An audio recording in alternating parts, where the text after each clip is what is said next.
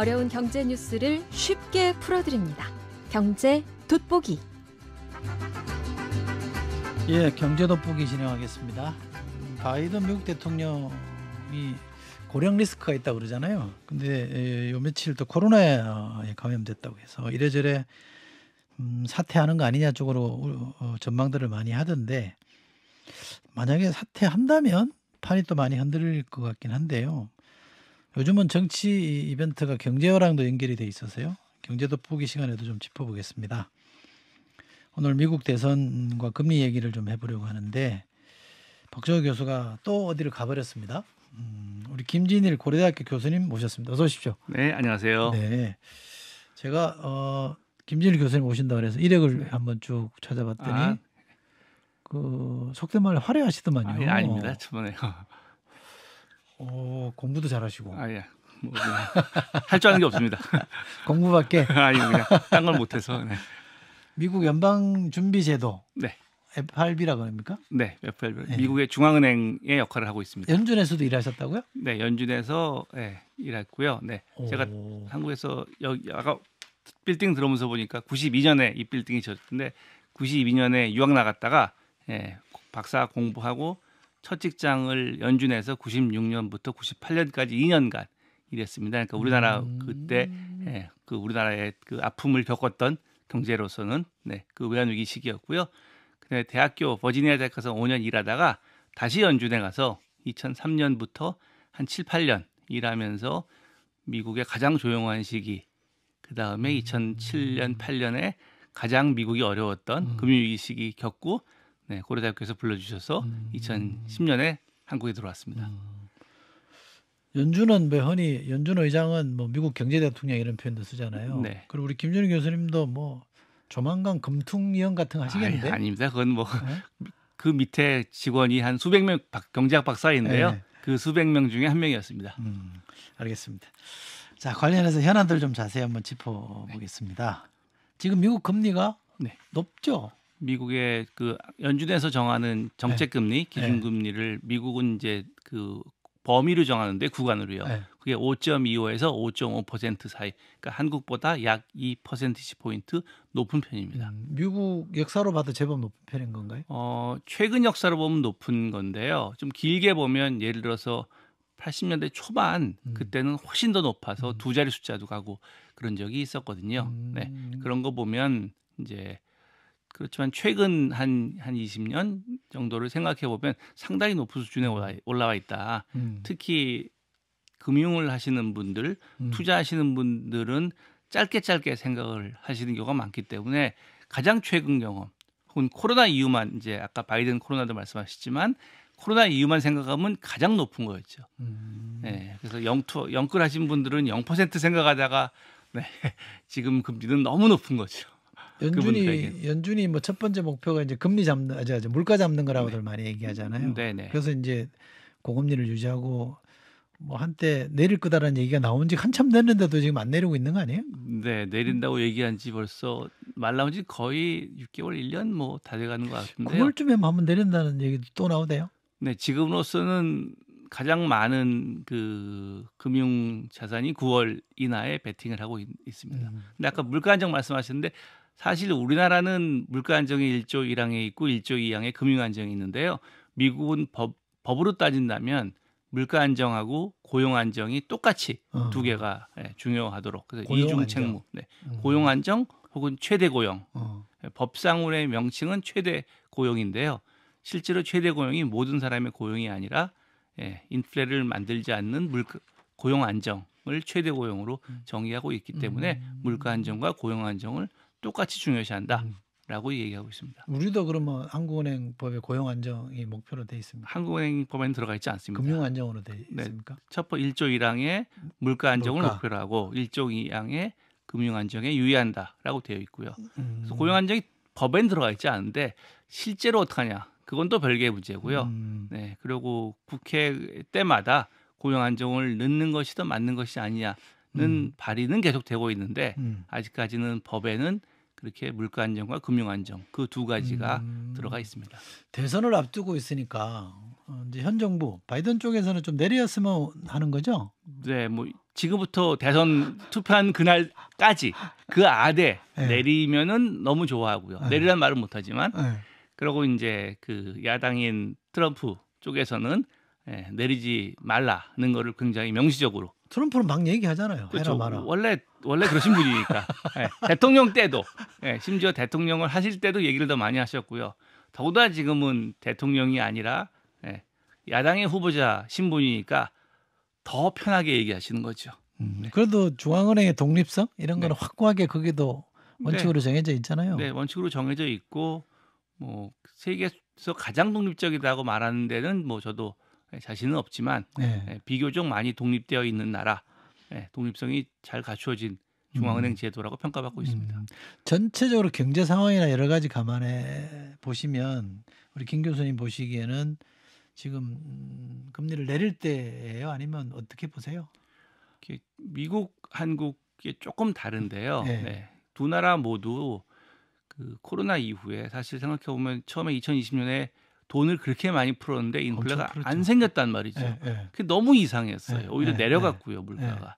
그러면서 사람들이 이제 계속 돈을 풀어서 처음에 인플레가 생겼을 때도 이건 일시적인가 보다라고 하면서 지금의 이 사단이 난 건데 그렇다는 의미에서 미국이나 한국 공이 5%를 훨씬 넘었다가 지금 훨씬 밑으로 와서 많이 내려온 거죠. 그 내려온 거는 상당히 뭐 굉장히 큰 그 잘된 일인데 그렇지만 아직도 목표치인 2%까지는 꽤 남아 있는 그런 상황이어서 지금까지 내려온 거를 중요시해서 이만큼 내려왔다. 그러니까 고용 혹은 실물 부분에서 안 좋은 일이 생길지 모르겠다.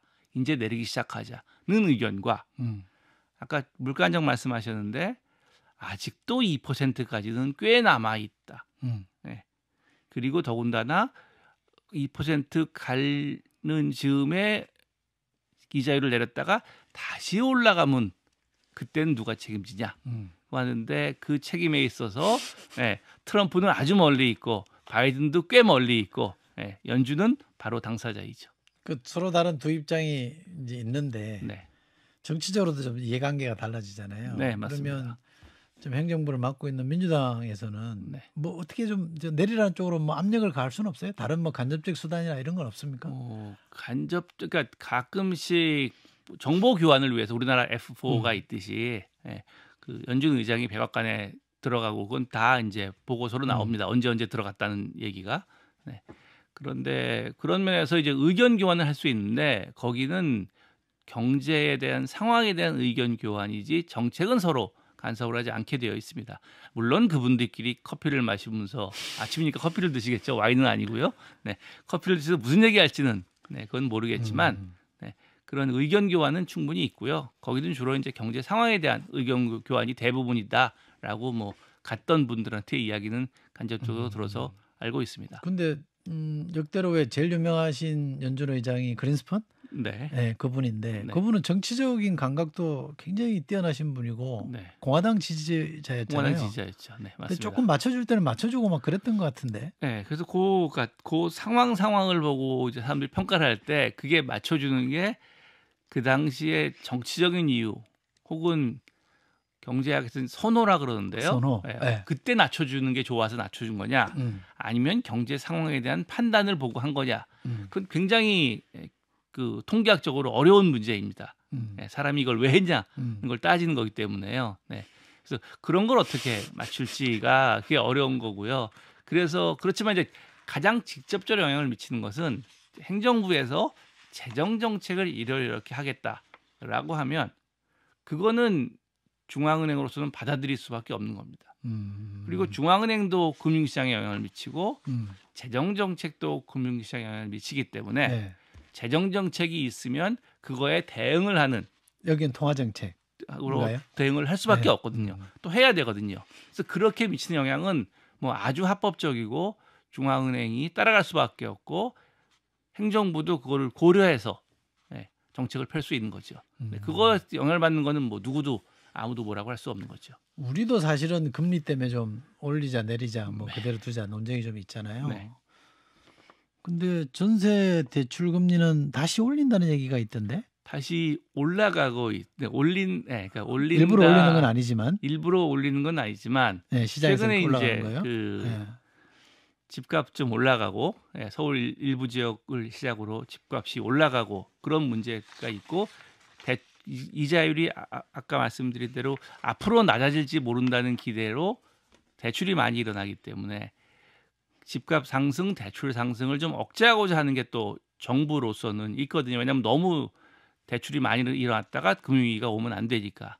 그래서 대출을 좀 낮추고자 하는데 그렇게 대출을 낮추라고 하면 정부의 원래 의도, 선한 의도는 이자율은 올리지 말고 대출만 좀 줄여서 좋은 대출을 해서 나중에 문제가 생기지 않도록 해달라는 게 정부의 선한 의도인데 그 은행은 또 은행대로 자신의 이윤극대라는 게 주주에게 부응을 하는 길이니까 그렇게 하다 보면 대출 금리를 올리는 게 좋은 대출을 고르는 가장 편하고 가장 효율적인 방법이죠.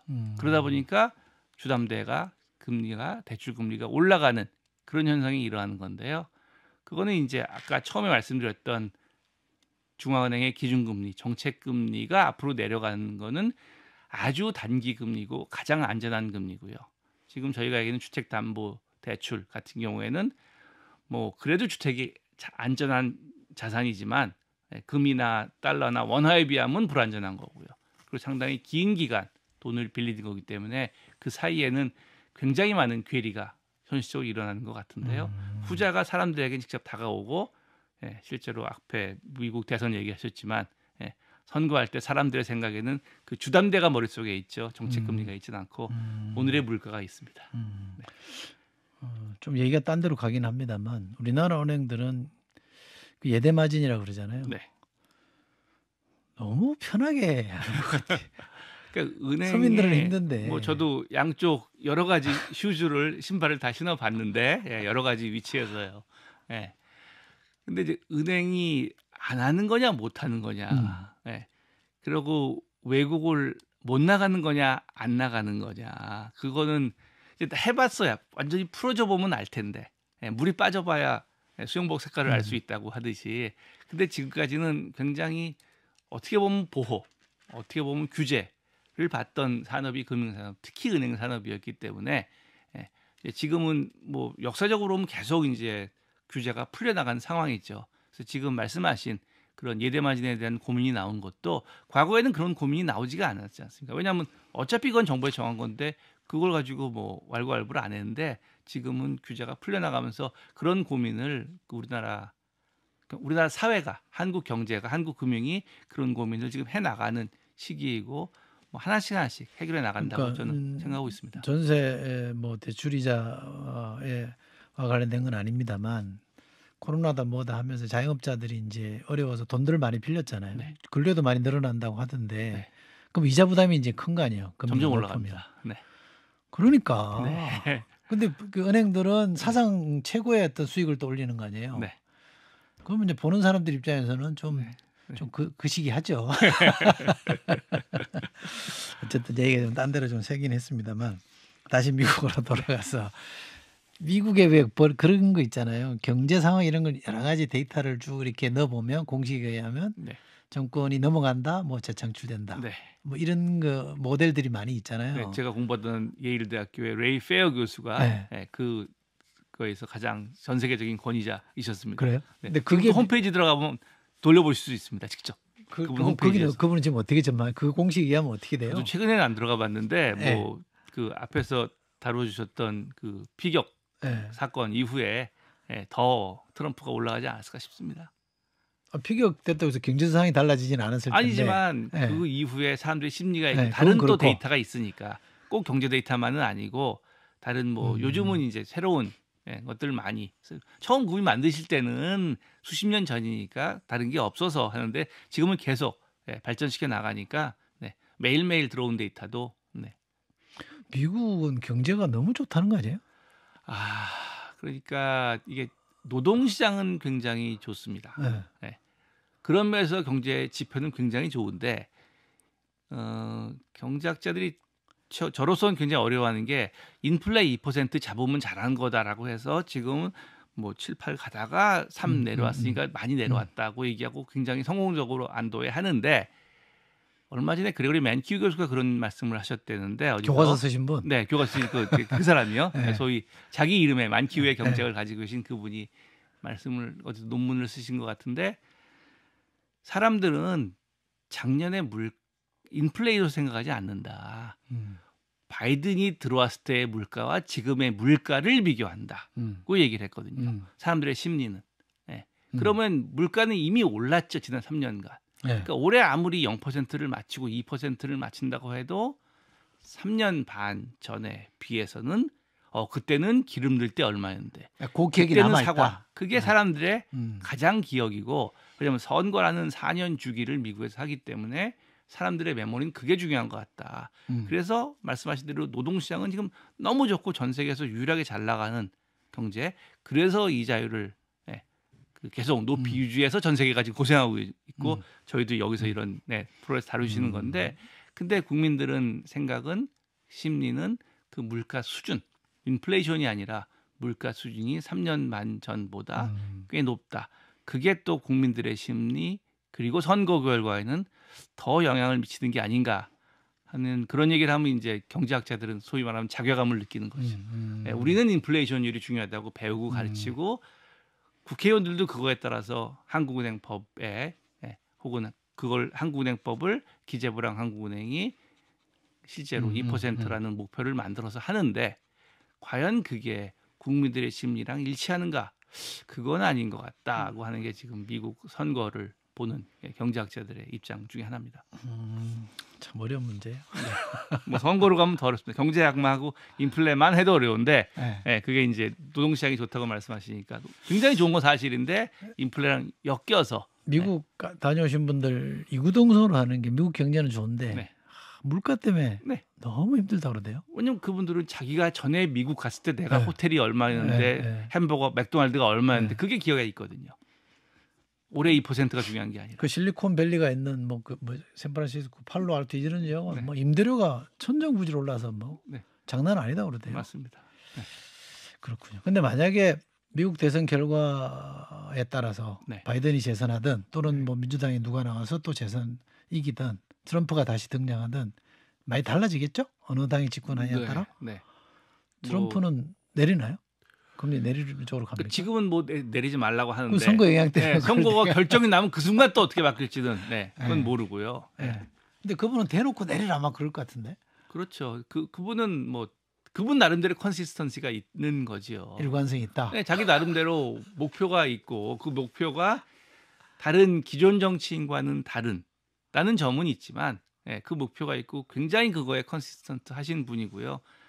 그래서 앞에 말씀하셨지만 사람이 자기의 신체의 일부를 총알이 지나간 상황에서 거기서 손을 들고 싸우라고 말하는 그래서 처음에 제가 그때 한국 뉴스에서 속보 나오길래 바로 CNN을 틀어봤더니 네. 나오는데 거기 나온 그 CNN의 의료 담당 기자께서 그러니까 약간의 그 걱정 비슷하게 왜요? 그러니까 이 총 맞은 직후의 사람의 그 상황은 네. 그 군대 영화 보면 전쟁 영화 보면 나오지만 굉장히 그 어떻게 사람의 몸이 움직일지 모르는 거거든요. 그래서 아나운서가 괜찮으신 것 같다. 그 얘기하니까 그럴 수도 있지만 안 그럴 수도 있습니다라고 그러더라고요. 피나는 거 보고. 네, 그래서 그런 근데 말. 결과적으로 괜찮아진 거죠. 그리고 뭐 밴드 하나만 붙이고. 그것도 따라하대요. 네? 따라하더라고 지지자들은. 네, 그러니까 그것도 이제 하나의 사인이 됐고. 그래서 이제 옛날에 뭐 사람들에 따라서 이제 자기 나름대로 뭐 나비 넥타이 매시는 분 있으면 나비 넥타이 쫙 매고 나오고 그런 거 있잖아요. 가끔 이제 파티할 때 그런 식으로 어쩌면 트럼프는 오른쪽 귀에 붕대, 그게 트럼프의 가장 큰 이미지가 10년 후에로 될 가능성은 저는 충분히 있다고 생각합니다.